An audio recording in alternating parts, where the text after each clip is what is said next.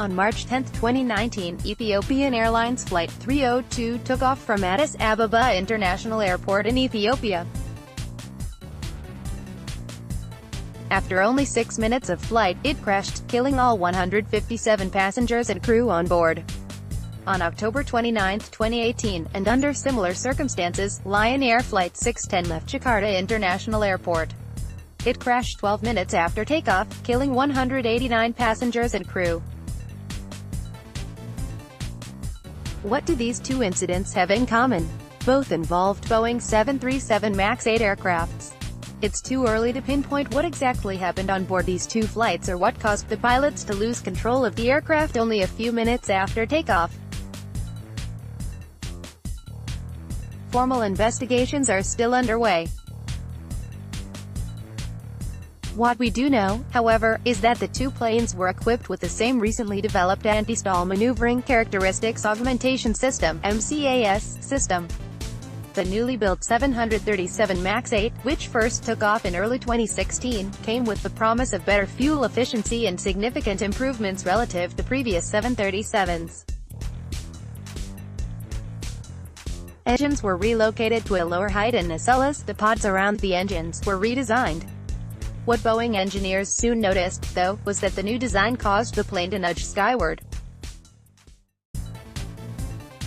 To compensate for the difference in handling, and ensure the plane would not stall, in the event the jet's angle of attack drifted too high when flying manually, Boeing introduced a new anti-stall system, the MCAS. Human-machine interactions. Human factors is the study of how humans use machines, and how machines and systems should be designed to make them usable and safe for humans.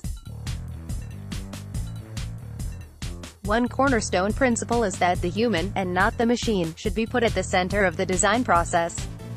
This is called human-centered design. If you ignore the human and human-machine interaction, problems will soon arise.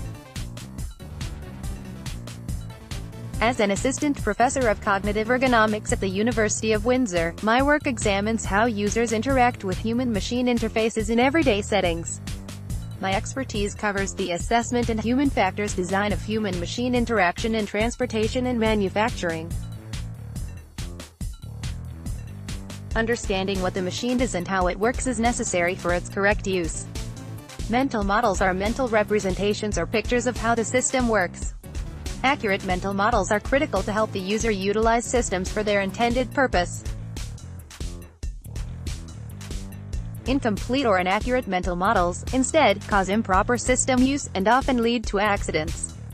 When interviewed by the Seattle Times, John Weeks, president of the Southwest Airlines Pilots Association, says that information on the new MCAS system and its functioning wasn't disclosed to anyone or put in the manuals. This can only mean that if airlines weren't in fact informed on how to use MCAS, or even about its existence, neither was the crew of the Airline 610 flight. It reflects a lack of understanding and a flawed mental model by the pilots. Adequate training. Training is another component of safe human-machine interaction. Can we drive a car without training? No, and if we do, there will be problems. Can we fly a plane with no or insufficient training? No, and if we do, there will be problems. Not only is it important to understand how a system works when it does, but we must also know how to disable or override it when it malfunctions. Adequate training is even more critical for complex systems or systems featuring a large number of interacting components, like cars and airplanes.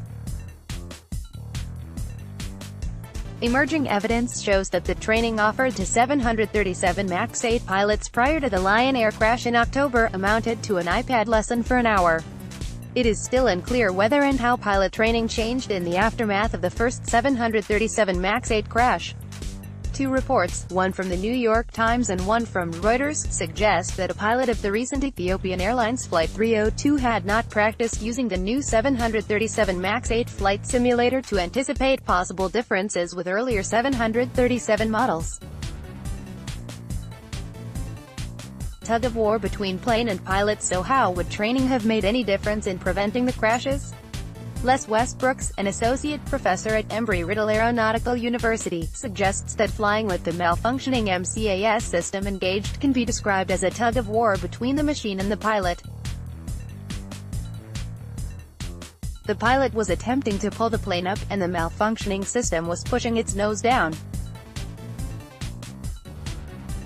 To use an analogy, imagine driving trying to steer left with the car forcing the steering wheel to turn right. Not only was this a problem, but the procedure required to override the anti-stall system seemed overcomplicated.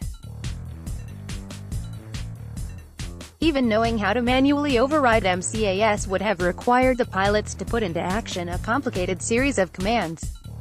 All of this within an interval of only a few minutes. Boeing has committed to release an update to their software and their training protocol. What can we do to prevent this from happening again? The human factors design community has struggled with this question since its inception 70 years ago. We have made enormous progress toward making machines more efficient and safer. However, if cognitive science taught us one thing, it is that, as humans, our processing capacity is limited. And this can make us lazy whenever a good opportunity arises. The only way forward is to keep our eye and mind firm on the importance of human factors, be mindful of our limitations, and use a human-centered approach to machine design.